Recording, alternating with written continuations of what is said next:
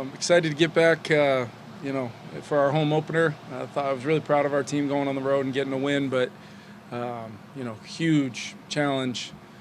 Doesn't need to be said about the San Francisco 49ers coming in to US Bank Stadium, and we want to obviously take advantage of the enthusiasm we hope to get and we know we'll get from our fans. Expect that place to be an awesome environment on Sunday, and we've got to put in the work this week to play a really good football team. As far as participation, really the only injury that, as of right now, he's going to stay in and get some treatment, taking it a day at a time with Jordan Addison, but everybody else should participate in some fashion today, and we'll put out our injury report later on today. But with that, I'll open it up to you guys.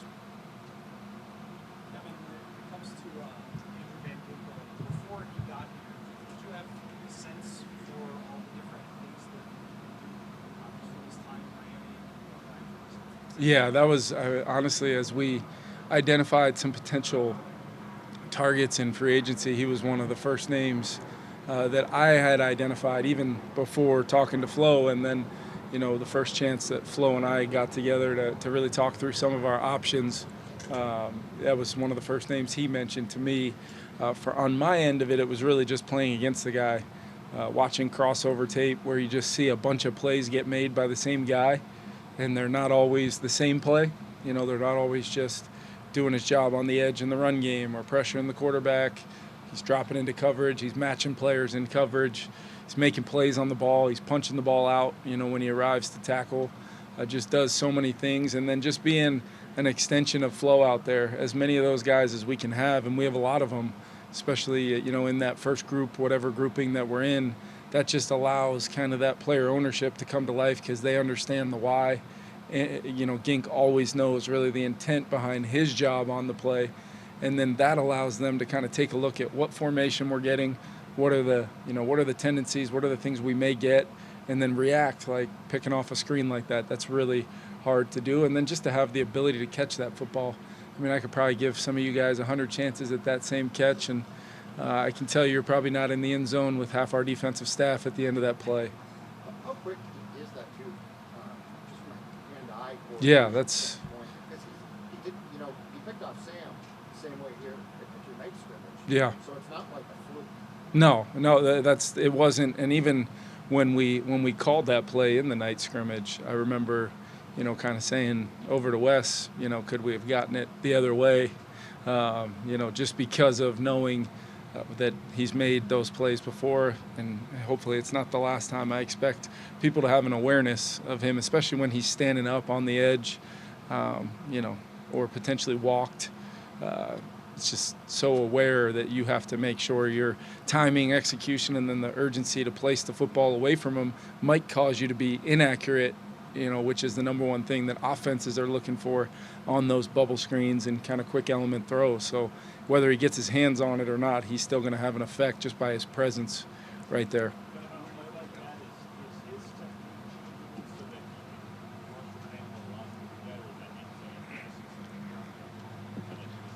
Well, I think they're coaching, offset gun run, or what is our defensive formation? Are we in a threatening position where teams may look to use that as kind of a bailout type throw to not have to handle whatever the interior looks like from a pressure or front structure standpoint. And then he just knows the first, if you would have just had a handoff on the play, you would have seen him probably attached to that C gap and do his job setting the edge and playing the run and all those things. So you can't really just say, if he was just a guy that, okay, hey, Gink, it wasn't thrown, you got to go. If he was that player, you couldn't do as much with him. But since he diagnoses and recognizes what he's going to get, you wouldn't know the difference between the calls based upon how they played out. Yeah, I've felt such an urgency from him just to attempt to be one of the best at the position.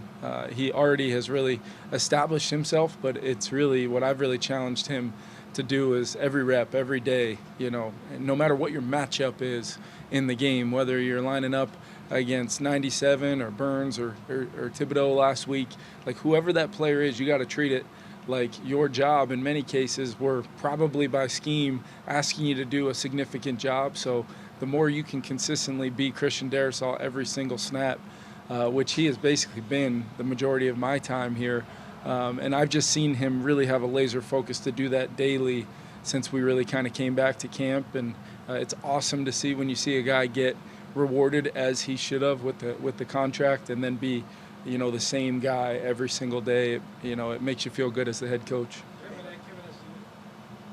all the runs that you called on Sunday, was there one that stands out that you're most confident in because you had Aaron Jones who could do what you did call and make what you did?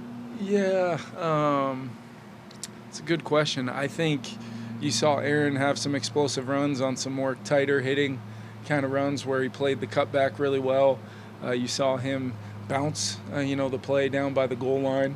And really, that play was packaged with multiple other plays. So the intent of actually running that run as opposed to some others down there was really kind of centered around the look that we got. And then just some of the wider hitting stuff that he was able to get outside, that run late in the game where, we had basically ran an open side zone play where he hit it and just showed his burst and speed.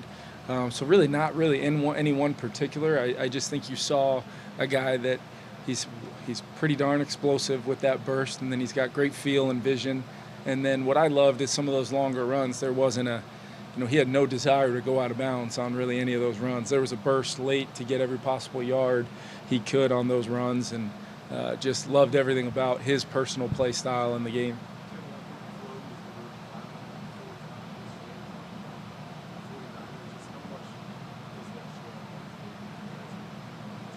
Both sides of the ball, special teams, whether they're running it, throwing it, whether they're blitzing or rushing for, playing coverage. I mean, they just play so hard.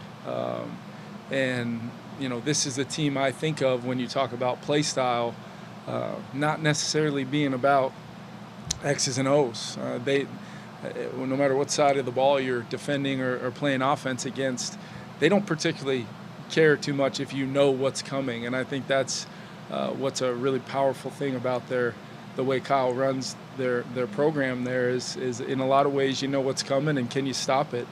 And, you just got to give them so much credit for not only what they've built there, but as they've kind of reloaded their roster and capitalized on Brock, being a young player and really putting a great group around him on offense, and then having those pillars, really at every level of their defense with, Bosa and the great interior players they have. Obviously, Fred's the best inside linebacker in the NFL, and then I think Ward is one of the best corners in the NFL. So they've really established themselves, and when they get, Hufanga back as well, which could be this week, you really start seeing the layers to that defense. So it's personnel, it's play style, and then it's the scheme that they run that they're so well coached at playing so hard within that gives you a lot of challenges on game day.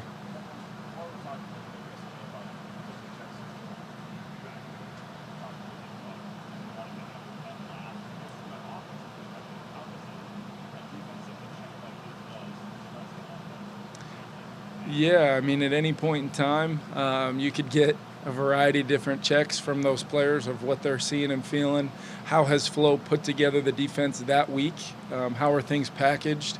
It's very similar to kind of how we play offense, which is why I was so drawn to the idea of getting Flo to not only be our defensive coordinator, but, the way he allows me to, the conversations we have, it helps me, be a better offensive coordinator because I'm, infusing, the perspective of what they're, what it's going to feel like from the other side when we get into the game. And some of my favorite conversations of the week are always when Flo and I sit down and talk about kind of the plan of attack and what it's going to take to win the game. Was your approach to camp driven by games like this? I mean, you can't go 2 days now and stuff like that. But this was definitely, as you talked about. Yeah. Was this driven by like San Francisco's and having and being a tougher team physically up front and commercially else? Yeah, I mean, everything was I really challenged our guys to focus in on, that first game and really get in a habit of, what the weekly protocol has to be for us to have the discipline every single day, every walkthrough, every practice to maximize what we get out of it. But you can very easily attach, that play style term that I used a lot with you guys and our team every single day, highlighting examples of it, showing them what it looks like from our guys, and just hoping that it's ingrained in the fabric of who we are, that it's not something that I've got to give some impassioned speech about every single week. It's more so now it's not establishing it. Can you maintain it regardless of who your opponent is? And it just so happens that our opponent this week and many of our early season opponents really hang their hat on that play style and physicality, and you've got to be able to match it, and you've got to try to match it early and not let them capture the momentum of the football game. I mean, these guys this week, if we do that, you could see 40-plus runs out of Kyle and this group, and it just becomes a really hard game and a team to capture momentum back against. That's why I was so happy last year with how the defense was able to respond to our early turnover with a turnover of their own, and then we were able to take that down and get 7 points and kind of reset the game a little bit. But that all takes players being mentally tough to be able to overcome that early adversity, and we got an immediate dose of it the other day, which we've got to find a way to avoid and not have part of our program. Yeah, I'm glad you asked. Harrison's was one of the first guys that we brought here via free agency when Kwesi and I got together here, and there was a lot to really like about Harrison from afar, and then when we brought him in, you really started to see even more. From a leadership standpoint, he's consistent every single day. His teammates voted him a captain his first time in his career. He was the man of the year last year. And although it always tends to circle back to what you do in between the white lines, which Harrison has been really rock solid for us and really played a ton of snaps for us, it's also those other things that as a coach I can rest easy knowing Harrison's going to be here for much longer than just this year. And I always like when we do reward our own, and we've done that a few times throughout the spring and training camp, and now as we're going into the season, coming out of the season. I just love it. Every time I know it's getting close, I get excited and do whatever I can to help get it over the finish line. But in the end, it's a big hug and a smile from me saying I'm very fortunate to have this job in the first place, but to have this job with players like Harrison Phillips gives me a ton of joy. Last one. Sam being in San Francisco last year, does that mean anything for you guys this week with his kind of knowledge of their team? I think it definitely helps with his own preparation because he's very much aware of what they're all about, from what he's going to be, the incredible challenge it's going to be, like it is for every quarterback that plays against them every single week.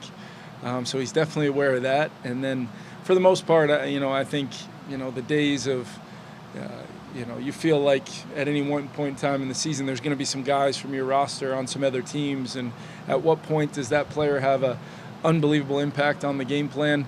Unless a bunch of them are going to end up being coaches like me.